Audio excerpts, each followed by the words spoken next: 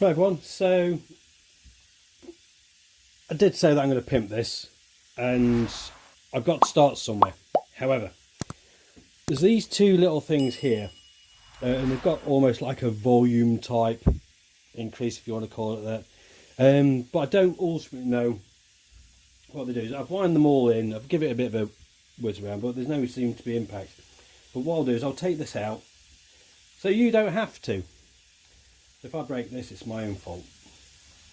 So you can hear my airline whizzing away. That needs to be fixed. So you need a 3mm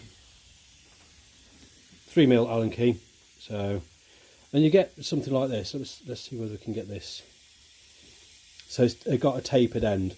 Now, I don't know fully at the moment until I take this apart exactly what kind of impact this does have. So what I'll be doing is I'll be putting this back in all the way in. So what I would expect is with this being a tape, a bit like you control the mixture on a carburettor. Obviously, the more you bring it out, the more richer it gets, etc., etc. So same principle applies. So we'll whack that back in because it's all clean. I don't have to worry about too much about the dust. So, and what I'm going to do is I'm going to do 3 we'll call initial blasts. So both of these are all wound in, so there's no difference on those. I'll wind them all the way in, and then I'll wind them until they're flush to the top. I'm not going to go any further because before this video I tried that and things started getting a bit nervous. So let's see what happens. We'll plug in the old compressor-uni. So we're charged up. Now what I will do is I'll hopefully superimpose how long it takes to get from this point to the end and then back with my video editing. So let's see. So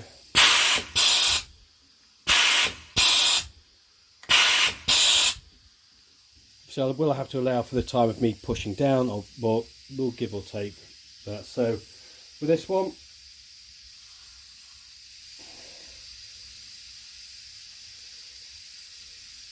okay, that's as close as I dare go for it.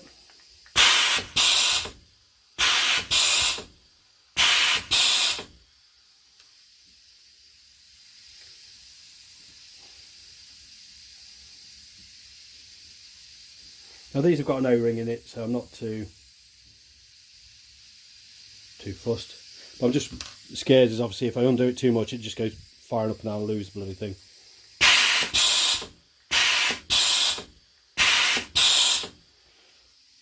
Now to the naked eye, I don't think that's made any bloody difference whatsoever. The only thing that I can think that's made a difference to, and typically I've got no cans to bloody prove it, is the actual pressure that this goes and then fires on. That's what I think's happening. If you agree with what I'm saying, by all means comments and etc, and we'll have a chat about that. Also, if you've got any idea on how to actually pimp this even further, obviously these are the only two things I can play around with at the moment.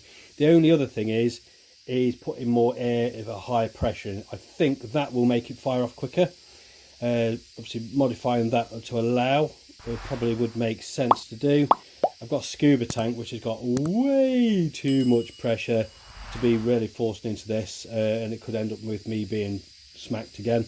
But let me know. So there you go. Hopefully you like it. If not, by all means let me know in the comments. What would you like to see from it? But this is going to get automated. This will be an automated unit.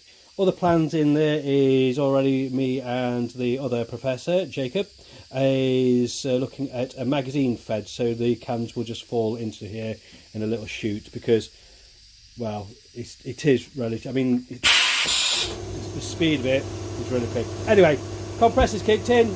I've got to raise my voice. Hope you see you next time. See ya, bye.